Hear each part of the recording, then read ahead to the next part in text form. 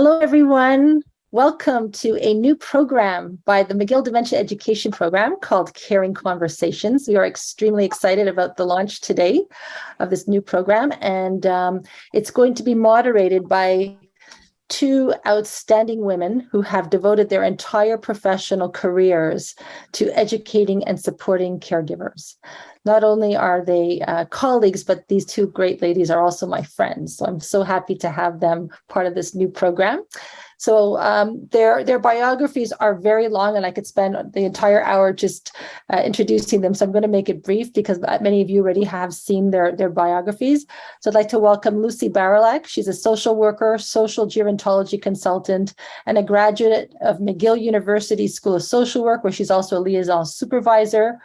She was the founder and longstanding manager of the Caregiver Support Center at the CLSC René Cassin.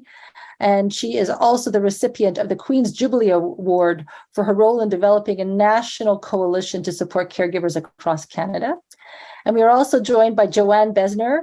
She coaches and facilitates workshops for healthcare professionals and community organizations, including the McGill University School of Social Work, where she is an internship liaison supervisor. She spent 35 years of her career in the Quebec community healthcare system, in many roles, including frontline social worker, clinical supervisor, manager, researcher, and trainer. So you are all going to be in very good hands. Just a little bit of housekeeping that we ask. If everybody could remain on mute, we will give you all an opportunity to participate. So if you'd like to participate, you could either raise your hand or put your questions in the chat room. And we are also recording today's session. Just so you know, none of your faces will be appearing on screen. We have a magician from the McGill Multimedia Department that films McGill Cares for Me. So the only people that will appear on screen are myself, Lucy, and Joanne. If you don't want to have your voices heard, well, then I recommend, and you want to ask a question, then just please put it in the chat room. So take it away, Joanne and Lucy. Good morning and welcome, everybody. My name is Lucy, and sometimes I'm referred to as Dear Lucy, especially when I do my podcasts across the US. I want to let you know that I was a caregiver for my mother for over 10 years. I'm an only child, and at the time I was working full-time.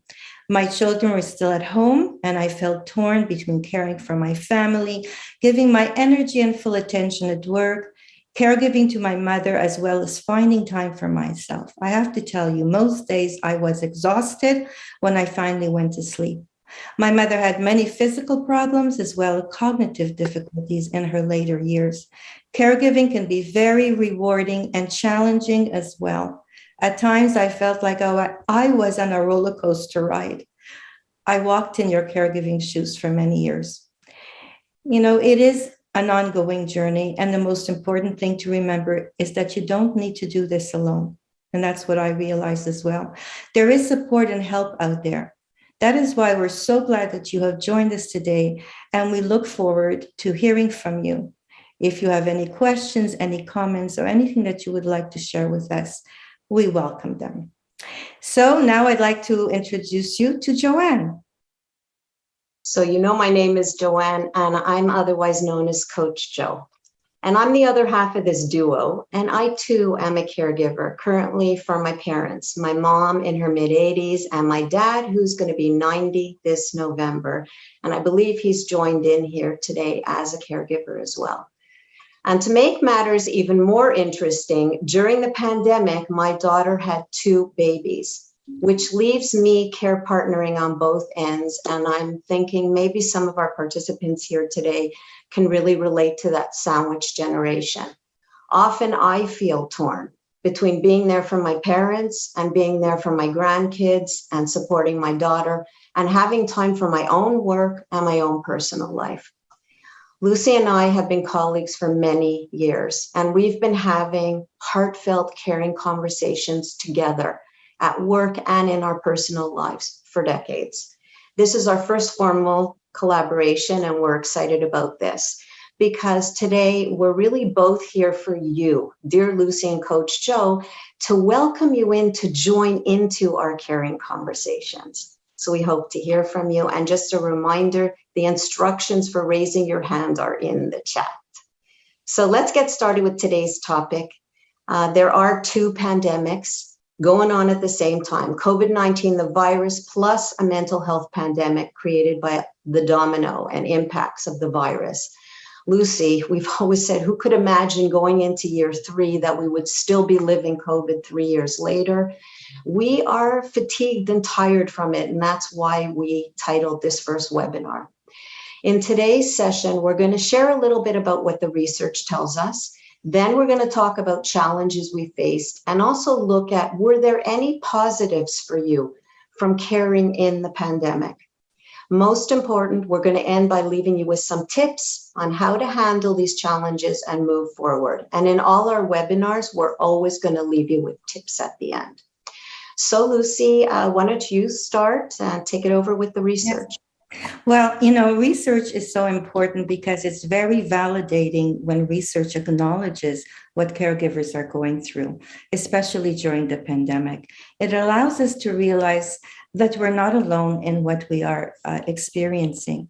Research also identifies difficulties, the issues that caregivers are facing, and what resources are needed for well-being, both physically and mentally.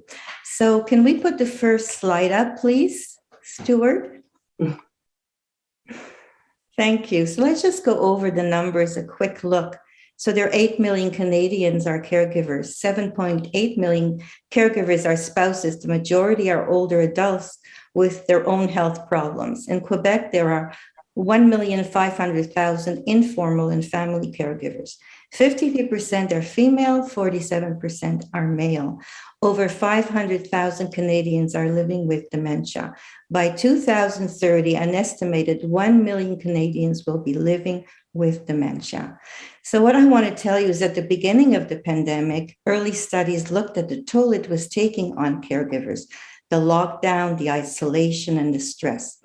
A study recently published by the gerontologist found that caregivers had a sufficient higher rate of anxiety, depression, disturbed sleep, feelings of anger, frustration, and being overwhelmed, most of who were caring for people over 65.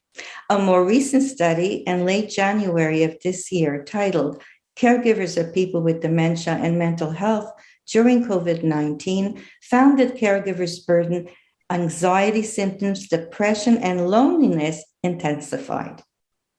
Yeah, no surprise about the onset of a mental health pandemic after we hear those statistics and the research you're sharing, Lucy. Because on top of all the regular responsibilities of caregiving, we were now forced to be isolated. The respite and the services that we counted on, like day programs and day centers, they were non-existent, they closed. Home help became even more difficult to access and more costly. Even the CLSCs had so much difficulty finding staff for themselves. And if your loved one was in a residence or a nursing home, in the beginning, we couldn't even visit them. Things like getting a doctor's appointment, even going and doing our chores and shopping were so difficult. So there it was. If you were living with your loved one and caregiving, you are now caring alone 24/7. And if your loved one lived in a residence, well, you couldn't even see them. So you were worrying 24/7. So that brings us to our next slide, if you would, Stuart. Thank you. Ever feel like this? I feel like I'm already tired tomorrow. Well, I have. And I'm wondering also about your participants today. Was there a moment in this pandemic where you felt depleted? And maybe we'll start, Lucy. Can you share some of the challenges that you faced? Absolutely. I really have to say that I felt extremely isolated. I was afraid of getting sick, concerned about my family and friends. It seemed like things were like, even concerned about food, getting food in. Remember the big toilet paper issue? Yeah. Well, a lot was, a lot of us moved to computers. For those who are not tech savvy, everything became a problem. And I must admit that I'm one of them, unfortunately. And that was tough for many seniors.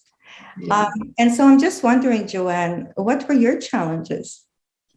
Yeah, for me, the challenges were really, I guess the most major one was accessing medical and social services. It happens that between both my parents, it wasn't uncommon for either one of them to find themselves in the hospital at various times. And that always destabilized everything. Who was going to see that mom was okay? Who would see dad? Who would take care of communicating with the medical staff? And that was always my expertise. That was my job, navigating the healthcare system. Yet I found myself getting nowhere, feeling let down, invisible, and like totally ineffective. Me, someone who's connected and knowledgeable. So if navigating the system was hard for me, I can't imagine what it was like for others. And watching my family members suffer was frustrating. There was often no one to talk to. You couldn't get answers. But I had to persevere like many of you. I had to have a lot of patience. And so it continues on today. It's still very much like that. For sure. Okay, so now I'm curious if anyone else would be willing to share your experience. So I'm talking to you, our audience. And so if you would like to say a few words, you can either raise your hand or put something in the chat. I know it's the first time we're doing this, so here's your opportunity, and you'll have another opportunity later as well.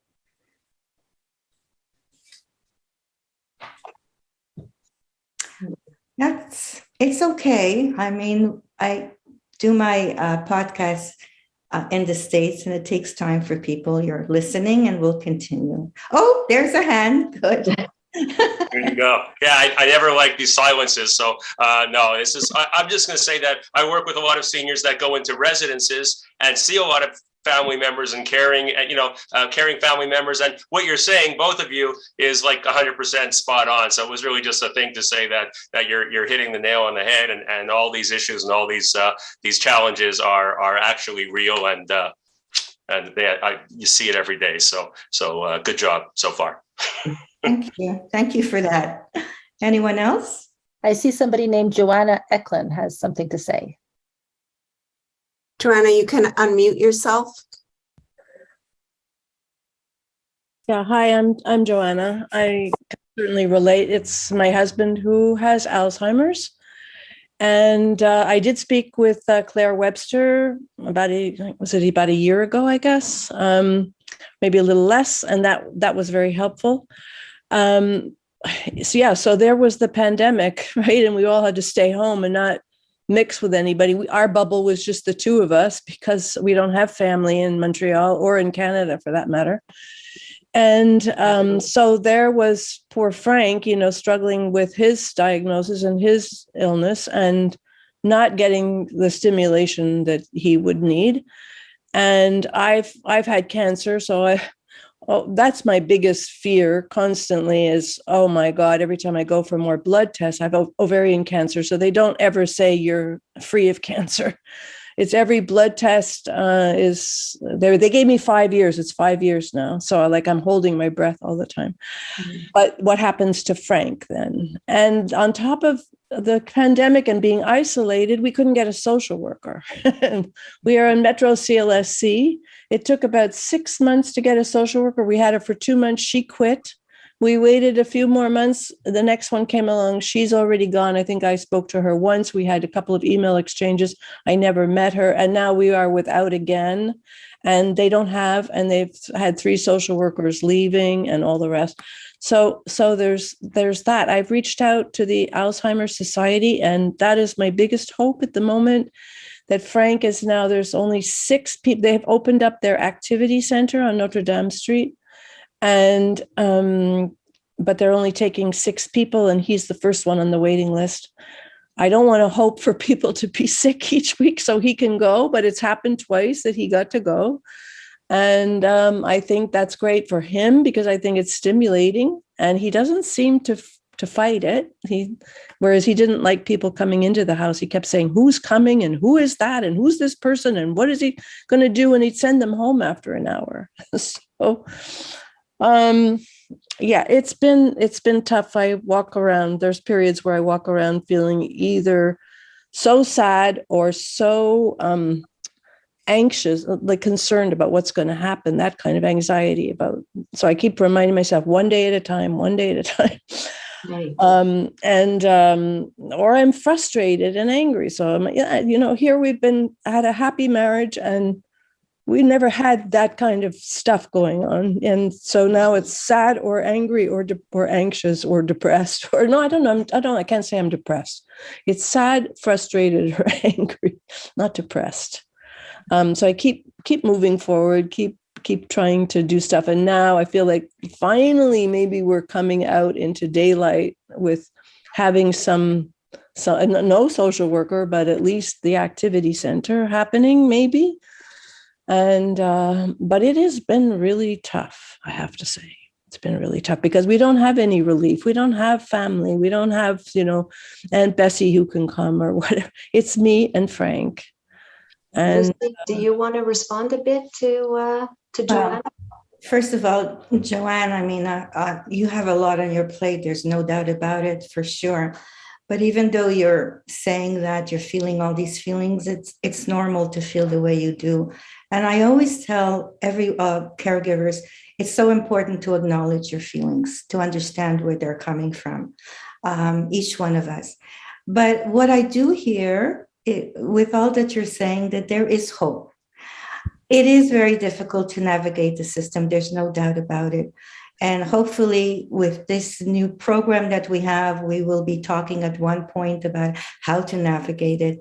And so what I want to say is that there is hope, there are resources, things are opening up. And I just want to go and say that many infectious disease experts are saying that we're approaching the endemic phase of the pandemic, COVID-19, which means that the COVID will become part of our lives now. That's what it's all about. But I want to thank you so much for sharing. And just to make sure, if you want any more information, if you leave your email in the chat room, we will get back to you on that. I'm on the email list through, McGill and Claire Webster kind of thing. So probably I don't have to do that. Yeah. Okay. That's how I got your information. Thank you so much for sharing. Thank you so much. Thank you. So we'll move forward. Is there anybody else? All right. So as I said, they're telling us it's almost the end of the pandemic, which means that COVID will become part of our lives now, but not as crucial a way as it was during the peak time. And since we know that there are vaccines and antiviral medication, at the end of the day, we will all have to face the fact that COVID is part of our lives, and each one of us will need to, we'll need to know how to deal with it in our own way. Can we have the next slide, please? So it says, I can. COVID has obviously been a devastating experience for many people, especially for caregivers. All our lives have been affected. The question is, are there any positive takeaways from this experience? So I want you to think, can anyone think of something positive they experience as a result of caring in this pandemic? And Lucy, maybe you can share with us something, to start off. What are some of the positives that it's given? Yeah, I think it's important to look at things in that perspective. The pandemic allowed me to recognize how resilient I really am. During the pandemic, I really gave myself permission to acknowledge all the feelings and thoughts that I was going through. That was very important for me to move forward. I really found ways to cope by having a regular routine on a daily basis. That's how I coped. That included eating healthy. I exercised more than I ever did before by walking and exercising and dancing, and connecting with family and friends by phone or by Zoom in order not to isolate myself. I reminded myself daily about all the things that I was grateful and thankful for: my family, my friends, a roof over my head, food, hot and cold water, nature when I walked out, and the fact that the vaccines were underway. And I have to tell you, and I keep those thoughts every day. It's just an experience for me that really, really resonated with me. How about you, Joanne? No, I really appreciate what it brought for you, Lucy. I hope people can relate to that. For me, it was about strengthening my sibling bonds, working together as a family. We were able to get together on Zoom a lot, and we shared the load.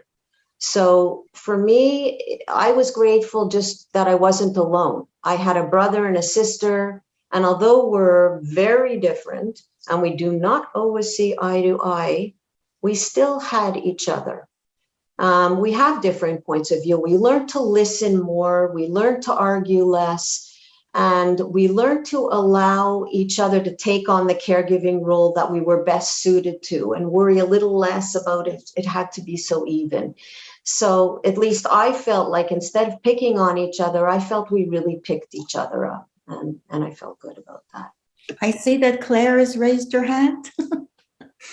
Yeah, I think it was a really good opportunity to kind of do a cleanup in our life, especially when, you're a caregiver, maybe doing a triage of the people, the commitments that are no longer working, right? It's like, because COVID forced us to kind of isolate, but it also gave us an opportunity to reflect in terms of who are the people that I really want to see and who are the people that I don't miss.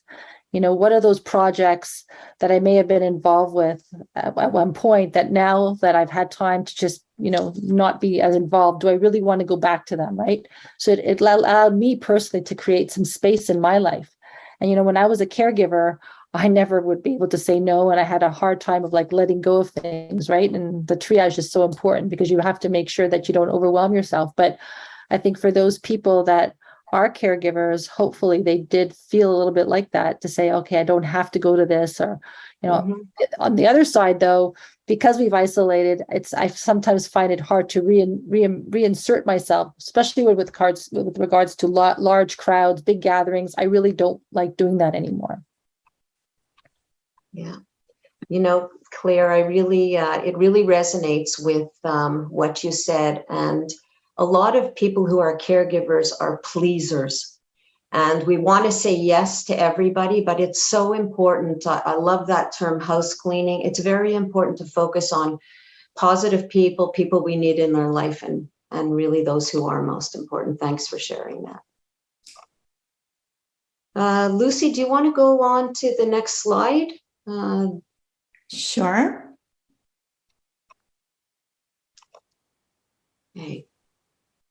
Okay, so we're going to talk about tips. We said that we were going to speak about tips. So here are the tips that we are sort of sharing with you. So let's start with the first one.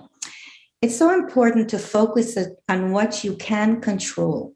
Research shows uncertainty and lack of control in our daily lives can lead to increased anxiety. Okay, it's a fact. So ask, what am I able to do in this situation? And redirect your energy towards issues that you can control. For example, I can control how I look at my day, my thoughts, my approach, and my attitude. I can push myself to be physical, take a walk, or give myself permission to do anything and stay in my PJs all day if that's what I want. I can make plans, I can break plans, I can answer to me. Okay, tip number 2 is about getting reliable information. And that's another way to kind of get a sense of control.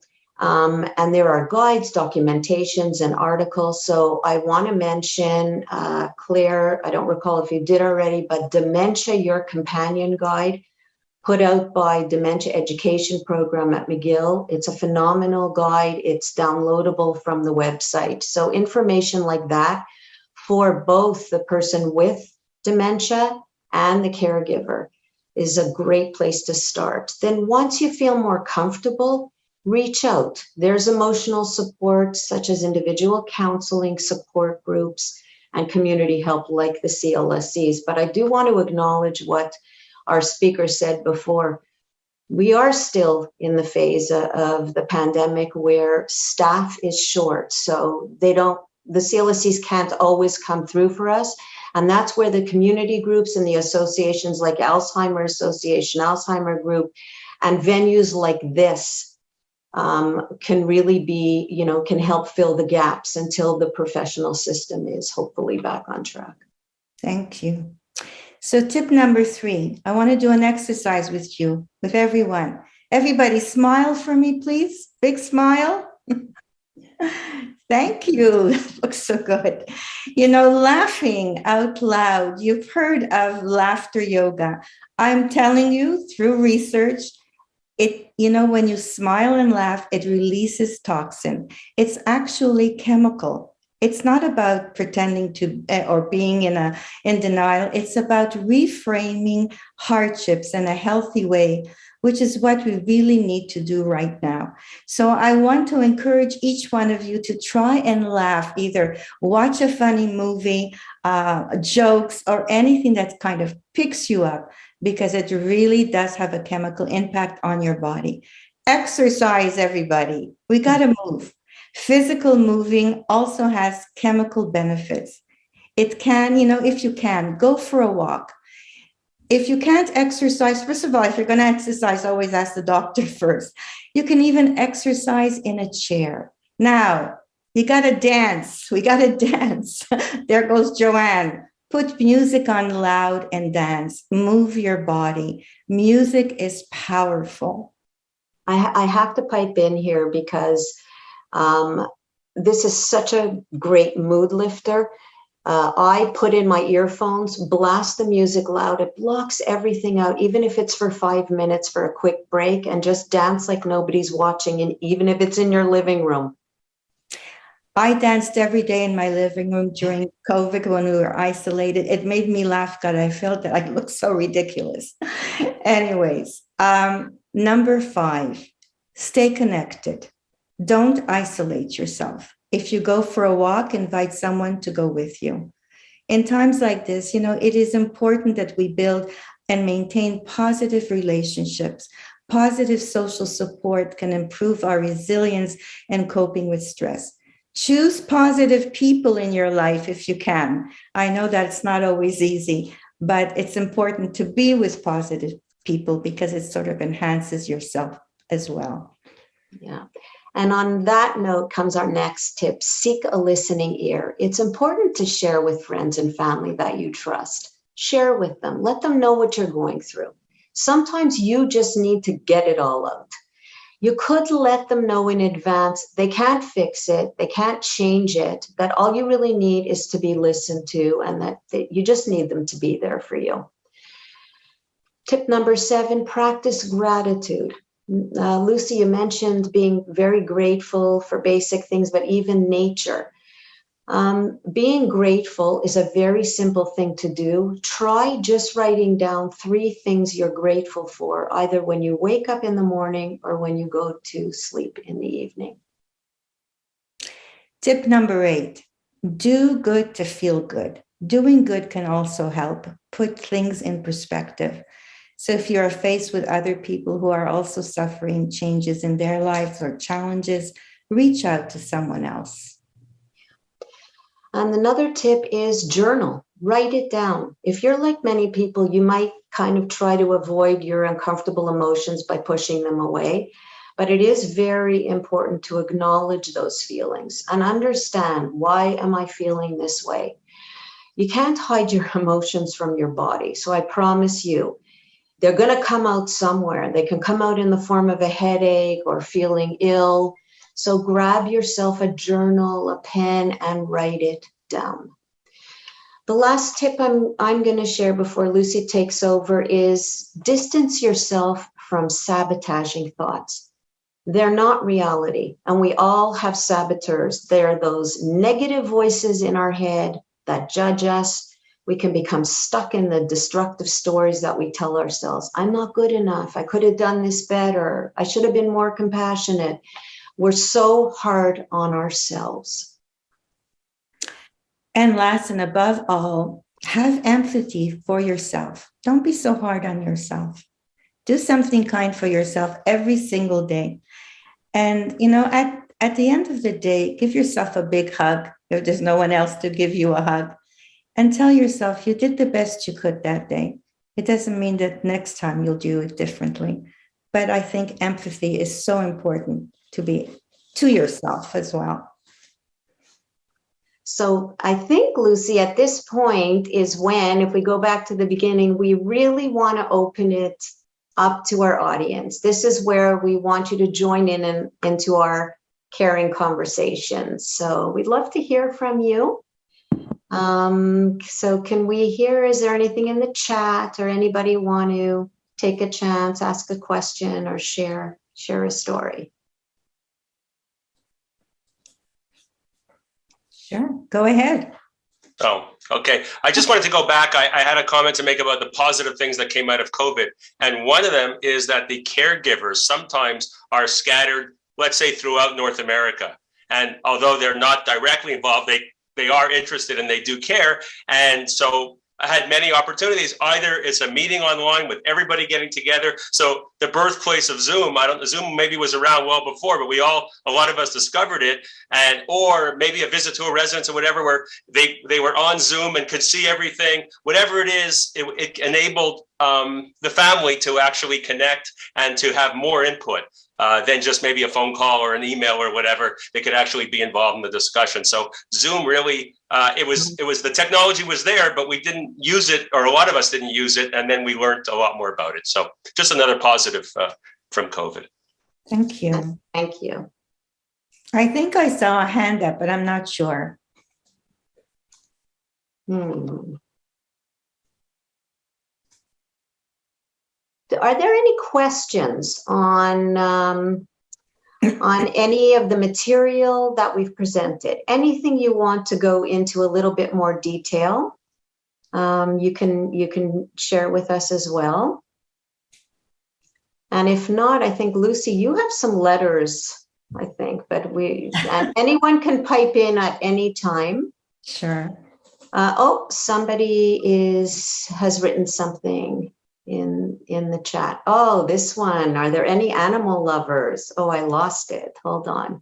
Hold on. Technology. It says, here, there's something here. A lot of people. Sorry. Yeah, go ahead. A lot of people got pets during the pandemic. Do you think that's a good idea, or is it just an added responsibility? Wow, what a great question. And I'm wondering if there are any animal lovers here. I'll share a little bit about this one. I'm personally not such a dog person. I didn't grow up with a dog. But I'll tell you, I have seen people with their pets, and pets give you unconditional love. And it's also very physical. There's a lot of hugging, a lot of emotion, and a dog is just there for you no matter what, and cats too, if there are any cat people.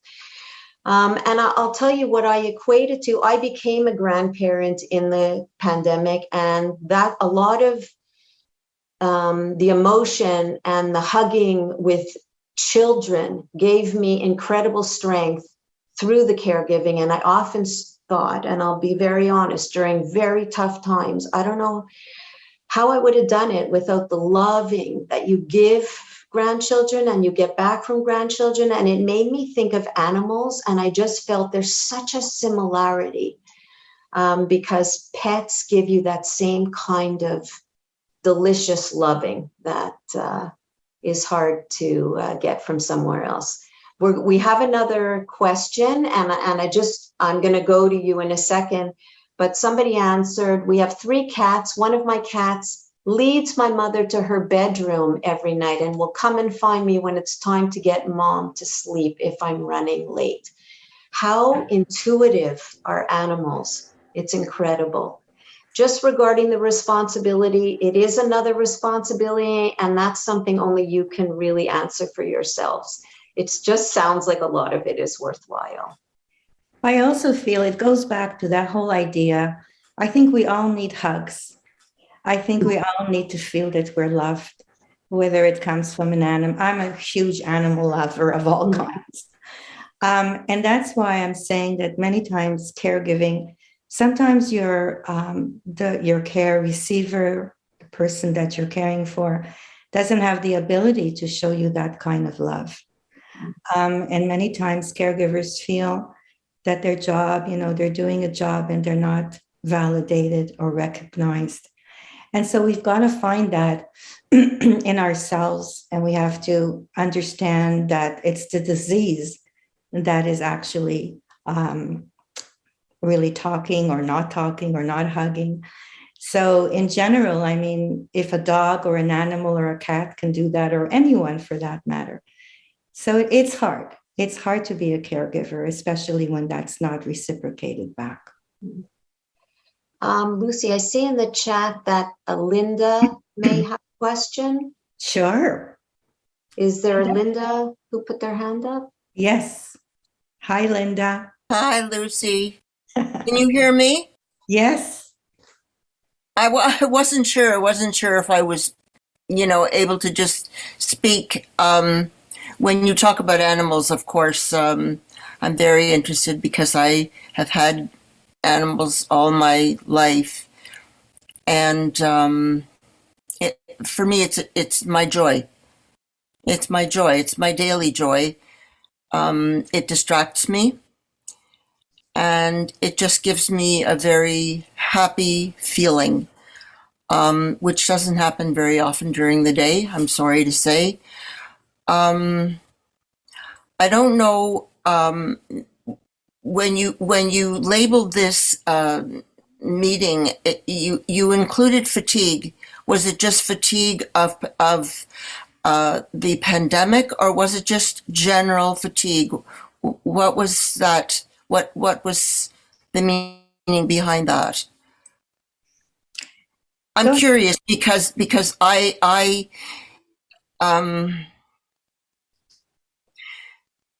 am very tired of all of this that I guess we're all going through, or some of us here are going through, and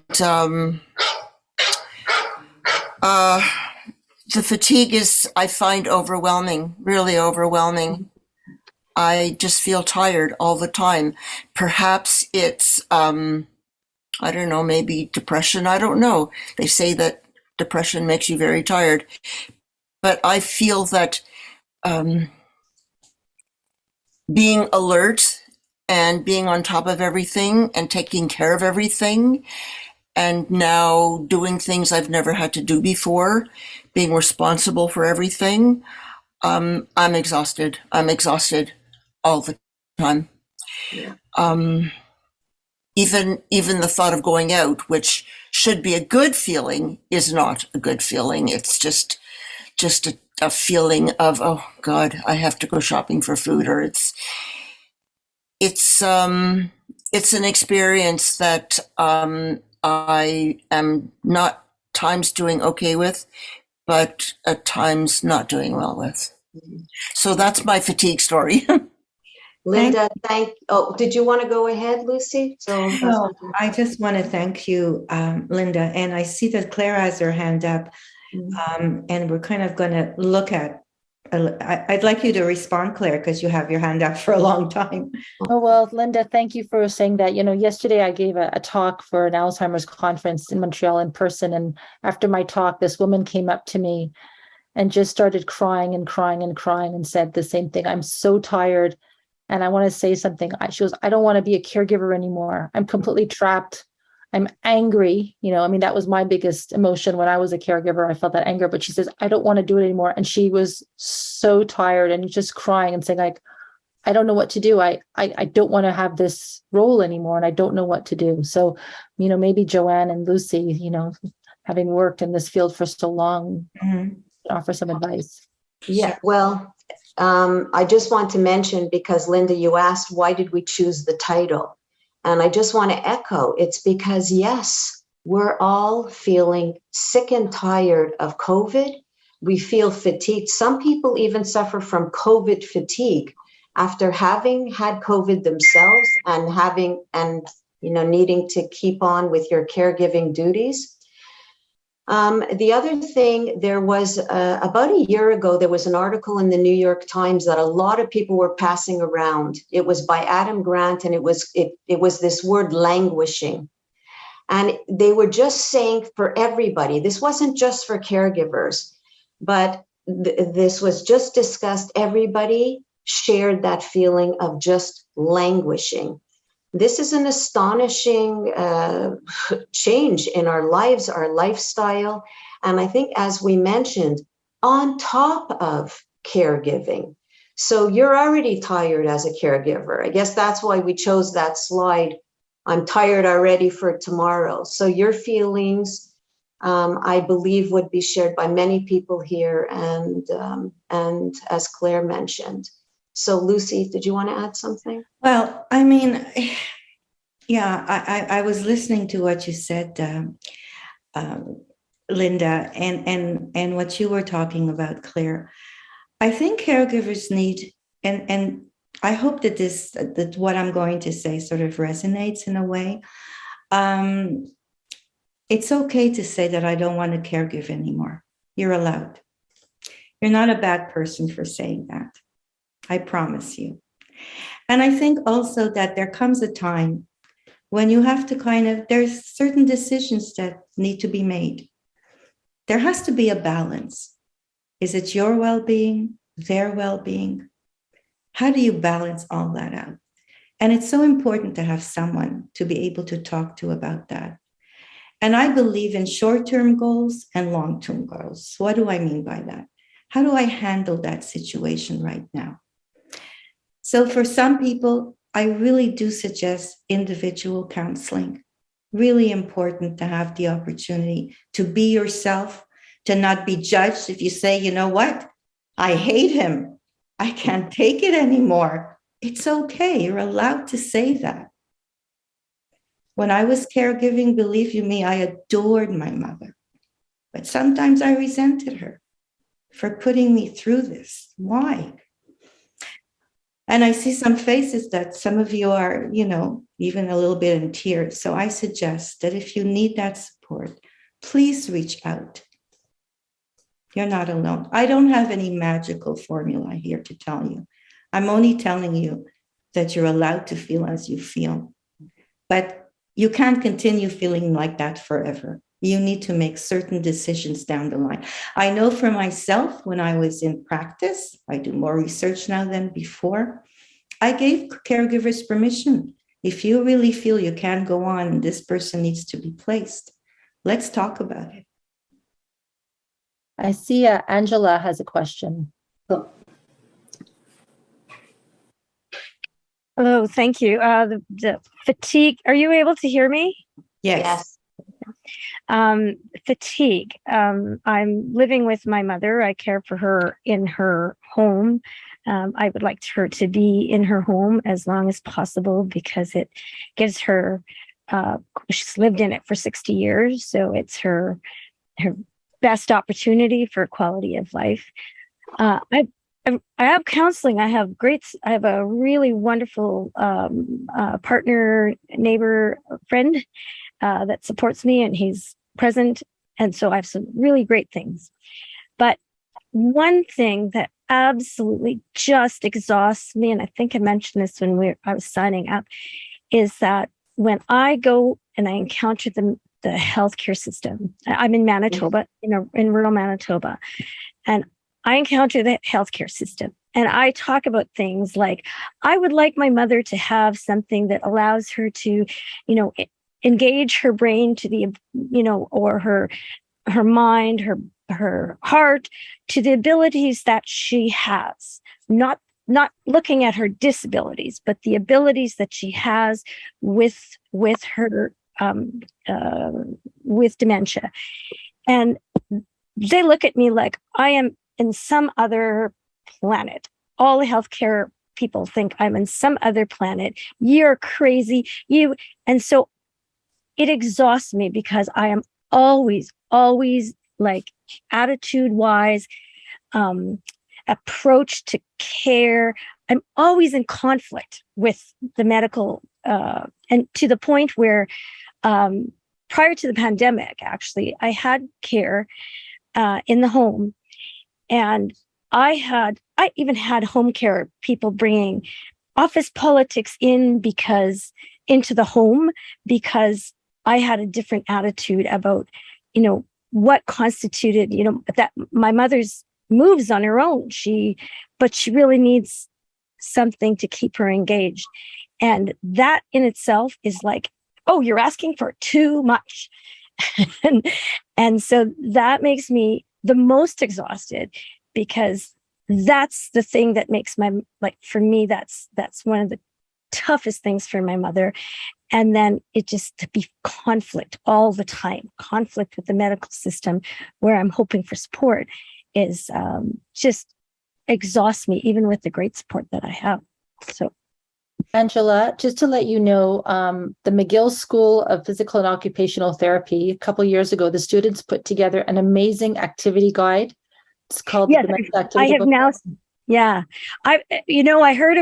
I just heard about McGill maybe at the beginning of September, when CTV News did the story, and I was so grateful for that, because I know that this is the work that I've been looking for, who is doing this work, because it's not obviously in my rural community. But that is a help. But it's also the care system and the attitude that you encounter. And I understand that there's fatigue in that system. So it's, yeah. Yeah. I would like to respond, because Angela, I know exactly where you're coming from. I'm sure many people here do. And I will say that as having been one of them, a professional in our system. I'm not as familiar of what goes on in Winnipeg as it does here. But I think what I learned as a caregiver, first of all, is at some point when it's very clear you may not be being listened to, you can go through and ask and advocate, but at some point we have to preserve our energy as caregivers and look what is there around, because what you're saying is very true.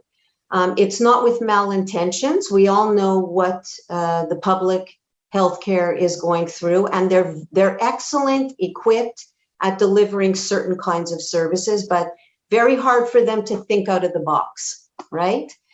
But you know what? Your loved one and everybody deserves dignity and deserves stimulation at home and deserves creativity. And it sounds like you're that type of a caregiver. You really want, a stimulating and worthwhile experience.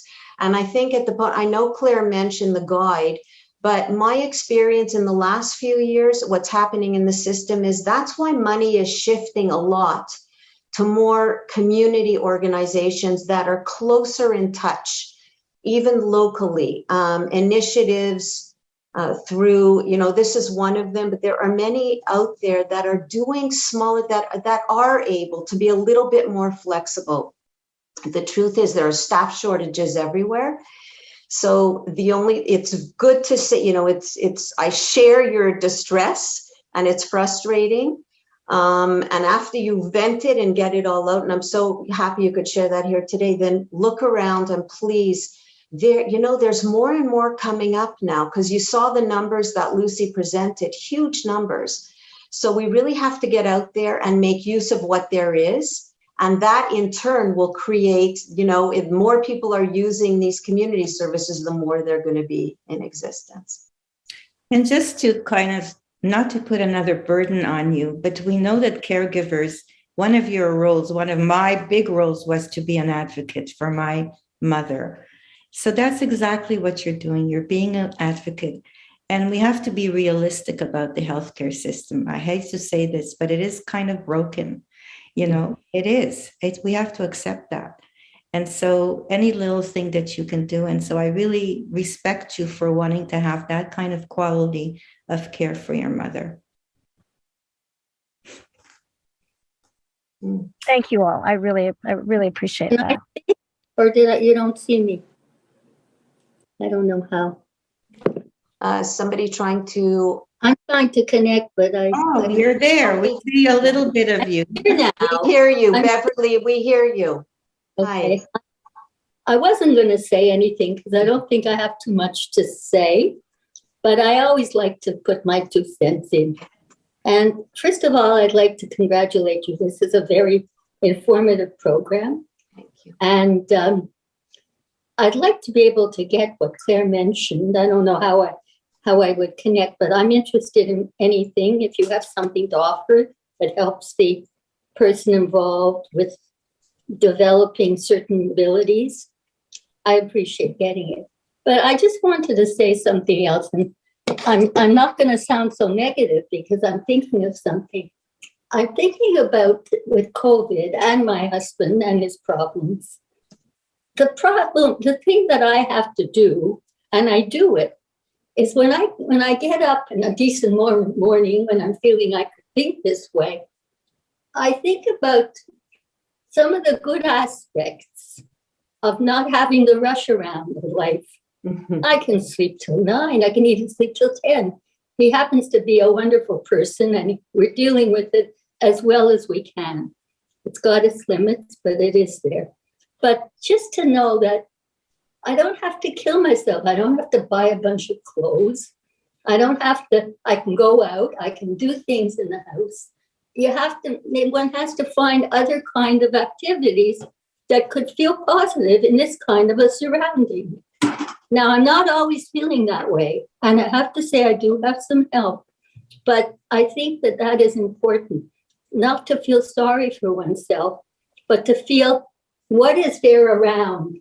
Do I do art? Do I do art? Can I try to learn a piano piece or read a new book or play cards with my husband? I have a day of things to do. So when I feel like, especially when COVID was strong, I was misery likes company. I knew that nobody else was doing anything, so I felt pretty okay about it. But when it got a little better, I felt a little lonely, a little out of it. But I forced myself to figure out the people I'm going to call. And we now have a bridge game that my husband is involved in also. I formed it. I have 2 lovely friends that play. And you have to find things in the surroundings that you're in at the time. I'm not trying to be a counselor. Thank you for listening. I have to tell you, Beverly, you're an inspiration. Honestly, it's not easy, but just No, it's not. I sound better than I am. you know what? We're allowed. I have to tell you, you have to give yourself permission to have a couple of down days or a couple of hours of. That's okay. But it's when it continues. That's my concern. Is if you're feeling depressed and it doesn't seem to go away, then you really need to call your doctor. Well, of You course. need to do something about it. Yes. We all have our good days, our bad days, but our concern, both Joanne and I were talking about it prior to developing this session, that if you feel that you're depressed, that you're really anxious, you can't seem to get out of that, it's really time to see your healthcare provider. Somehow you. Oh, you're muted, Beverly. You have to unmute. You have to unmute yourself. Still muted. Whoops, I'm sorry, Beverly. I thought you were finished and I muted you. Should be a microphone on the bottom of your screen or the There. top. There, sorry.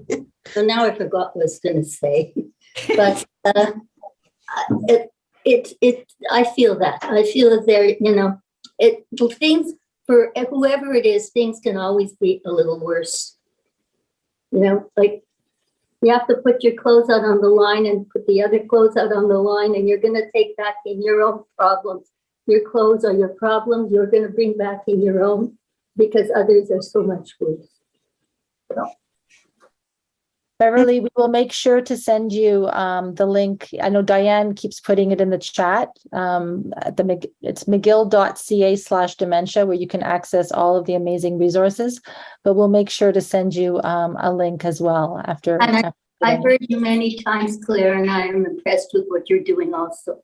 Oh, thank you. Thank you. Well, I've walked I've walked in your shoes and in other people's shoes, so I know what it's like. Sure you- I know that we only have a couple of minutes left, so I think Joanne and Lucy, maybe we'd like to, Conclude. conclude and So maybe I know we did, Lucy, and I just wanted to leave you at the end with, okay, so what do you do with all of this? And Lucy, I know your feeling as I'm just so thrilled with the sharing, because it's not always easy with people that you don't know in this, on this kind of a venue. But what do you do with everything? We looked at the research, we talked about the challenges, but we also focused on some of the positives, ending with Beverly's comments about how important it is to be positive, and the tips. So what can you do is, as we said, make a little mini plan for yourself. Take it one step at a time and just try and incorporate healthy habits like the eating right, exercising, and sleeping right, and try really picking some of those tips. Not everything is once. You don't want to get yourself overwhelmed with self-care either, because we don't want that for you, but just one step at a time. And Lucy, you wanted to end with? Yes, I do want to repeat again that if your anxiety is escalating, you really should call your doctor. And by the way, if anyone has a history of mental health issues like anxiety or depression in the past, it's especially important that you do call your healthcare provider. At the end of the day, there's no right way or wrong way to deal with the present situation. Each one of us has to decide what's the best for us. I just want to also say that I know it. If you see the cup half full, you're very lucky. It's not always easy because it might not be in your makeup. But I think that what I heard, especially from Beverly today, as I said, you are an inspiration, is if we could just look at all the positive things that are in our lives and not just the negative. I want to thank you so much. Sorry, Claire, I see do we have time for one more question? It's a quick question. I just wanted to know, Lucy, you have a podcast. What's the name of that podcast? All right. This podcast is in the States. It's the WellMed Charitable Foundation. Okay. And maybe we can put it up after. Is it possible to put that little? What I'm going to do, though, is that I'm going to send Claire the calendar for every month, and maybe you can post it. How's that? Absolutely. And then you'll have it. Yeah, absolutely. Thank you. Well, talking about charities, I would really like to thank Petro-Canada's Caremakers Foundation for supporting this new initiative. We are going to be sending everybody a little survey because it's very important for us to have your feedback, and we encourage your thoughts. I mean, Lucy and Joanne have put together their next session webinar, which is going to be very interesting, called "How to Manage Challenging Behaviors Associated with Dementia." That one is going to be on October 25th at 11 o'clock. But we really like to hear from all of you. It's really important. All the programs and initiatives that we're developing at the McGill University Dementia Education Program are really there to support you. So we welcome any ideas that you have, and even for my McGill Cares webcast, if you have some topics that you'd like to hear more about as well. But, we hope that this will become one of many more future Joanne and Lucy webinars. And I love hearing back from all of you. Thank you. Thank you. So this, as we mentioned, this program is being recorded. None of your faces will be shown. So if you have anybody that would like to watch it, we will be housing it online at mcgill.ca/dementia. And I'm so happy to hear that there was somebody from, I believe Angela said she was from Winnipeg. So very, very, it's great that the whole idea was that we support as many people as possible outside of our province. So thank you for joining us today. Thank you, everybody. Take care of yourselves. Bye-bye. Bye-bye. Thank you. Thank you.